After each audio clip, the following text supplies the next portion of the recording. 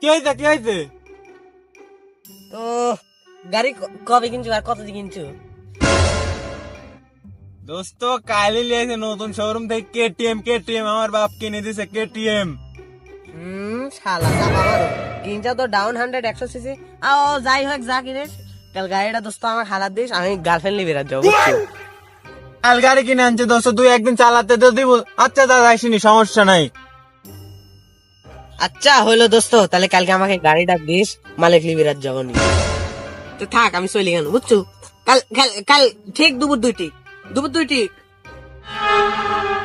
শালা গাড়ি সদাই তেল নেই একটু, 500 টাকা তেল তুলছি খালি, 2 দিন বিরান যাবে না। এ বোধাই তুই দাও গাড়ি তো স্টার্ট দিলে না, ইঞ্জিন টাইরের মারি তাও 2 গিয়ারেই থাকে। গাড়ি কিনে দিতে আব্বা, তা আমার খোদা বাচ্চা